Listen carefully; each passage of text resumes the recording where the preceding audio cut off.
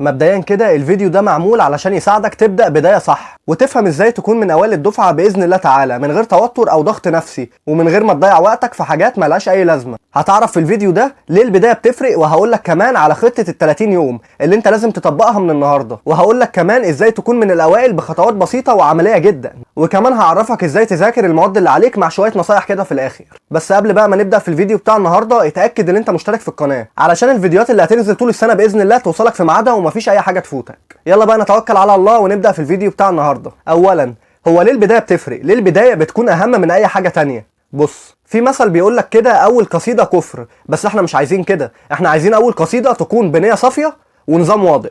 لان انت في اول 30 يوم من الثانويه العامه المفروض تحدد حاجات مهمه جدا، زي شكل يومك هيمشي ازاي، نظام المذاكره، هتلتزم ولا لا، هتقعد تفهم المواد وتطبق عليها كويس جدا ولا هتقعد تقول الماده دي صعبه ومش عارف نذاكرها. لان في فرق كبير جدا ما بين طالب بيبدا السنه وهو بيجري وطالب تاني هو عارف هو بيروح فين، هو عارف هو رايح فين دلوقتي. كل ده حطه في دماغه. البدايه الصح مش انك تذاكر 10 ساعات في اليوم، البدايه الصح ان انت تبدا بنيه صافيه، تصفي نيتك لله، تبدا بنظام واضح، تبدا بخطوه صغيره بس مستمره. ما تذاكرش النهارده 10 ساعات وبكره ما تذاكرش خالص وبعده ما تفتحهاش وبعده ما تفتحهاش وبعده تفتحها و3 ايام بعديها ما تفتحهاش. الكلام ده غلط، دماغك هتتشتت. فوقت صغير اثبته واذاكر فيه كل يوم ابرك مليون مره من اللي انت تذاكر يوم 10 ساعات واسبوع لا. طيب بص، تعالى بقى اقول لك الخطه بتاعت ال30 يوم اللي انا عاملها لك. هنقسم الخطه دي ل3 مراحل.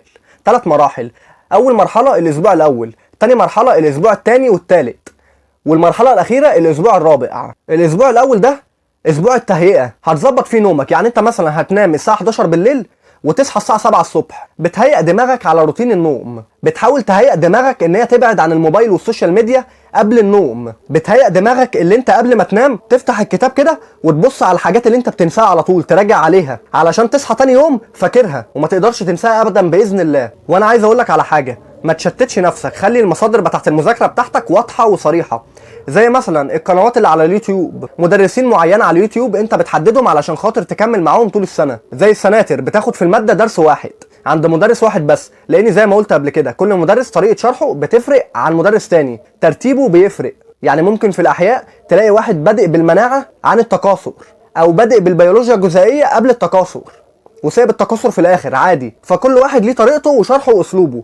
فعلشان ما تشتتش نفسك خليك مع مدرس واحد بس في كل ماده وامشي معاه. طيب المرحله الثانيه الاسبوع الثاني والثالث هنعمل فيهم ايه؟ بص، الوقت ده انت هتبني فيه العادات بتاعتك، يعني هتبني فيه الروتين بتاعك، هتثبت في الاسبوعين دول وقت المذاكره بتاعتك، لازم تذاكر الوقت ده. في الاسبوعين دول انت لما تيجي تذاكر الماده كانك بتشرحها لطالب قدامك، كانك كده انت المدرس وقدامك الطالب، او بتشرحها لنفسك عادي. والاهم من كل ده في الاسبوعين دول اللي هو اسبوعين اللي انت بتبني فيهم الاساسيات اللي هتكمل بيهم بقى طول ال10 شهور اللي جايين، الكشكول بتاعك، كشكول الملاحظات، ده اهم حاجه في السنه حرفيا. بص، انت دلوقتي لما تيجي تحل حاجه او تذاكر حاجه صعبه وما تجيش معاك هتكتبها وتدونها في كشكول الملاحظات بتاعك، ده هيكون مرجع ليك في ليالي الامتحان باذن الله اللي انت تفتكر المعلومه، علشان لما تيجي تحل في اخر السنه ويكون معاك كده كتب حل كتيره وعايز تحلهم، اكيد في اسئله صعبه هتقف معاك مش هتعرف تحلها، فالكشكول بتاع الملاحظات ده هيساعدك جدا اللي انت تفتكر المعلومه، او اللي انت تطلع فكره سؤال كانت غايبه عليك بس انت كاتبها في كشكول الملاحظات.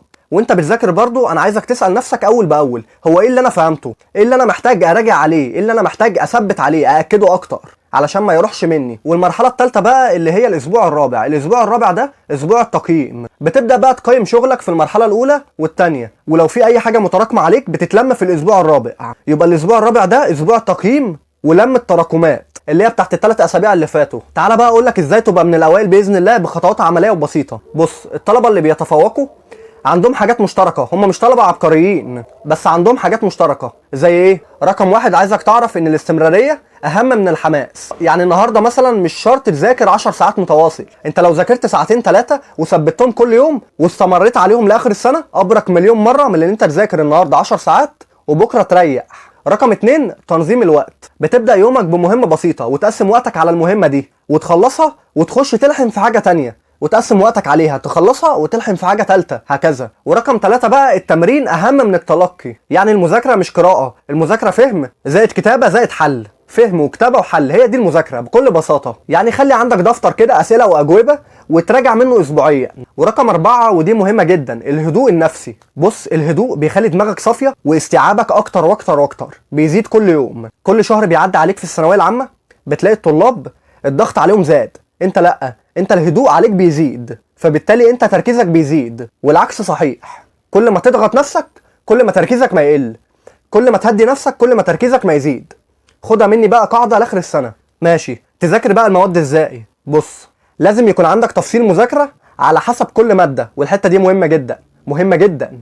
لازم يكون عندك تفصيل مذاكره على حسب كل ماده. يعني مذاكره الماده دي مختلفه عن مذاكره الماده الثانيه، مختلفين عن مذاكره الماده الثالثه، وهكذا. يعني المواد العلميه زي الفيزياء والكيمياء والاحياء عايزين فهم، عايزين فهم وتطبق، عايزين فهم وتطبق. الافكار بتاعتهم مش بتخلص. ما تكتبش اي كلمه فيهم غير لما تكون عارف معناها. اربط المعلومات ببعض، وخصوصا الاحياء. بص، في الاحياء لما بيجي يعجزك في الامتحان بيربط لك سؤال من الدعامه والحركه في الهرمونات، ولا في الهرمونات والتكاثر، في التكاثر والمناعه، وهكذا. مش بيسيبك في حالك، بص بيروشك. فلازم تكون عامل حسابك لكل ده، لازم تكون فاهم وعارف الاسئله اللي بتيجي مبنيه على الربط بتيجي عامله ازاي وهتعرف تحلها ازاي. واي درس صعب في اي ماده تلاقيه كبير كده وصعب ومعقد، اعمله في خرائط ذهنيه، ورقه كده كبيره، وارسم الدرس ده، تلخصه كله في الورقه الكبيره دي علشان يتحفر في دماغك، تراجع عليه وتبص عليه كل شويه. كتر التكرار بيعلمك. وزي ما قلت لك، تيجي تذاكر، ذاكر كانك بتشرح لواحد صاحبك، او انت مدرس بتشرح لتلميذ قدامك،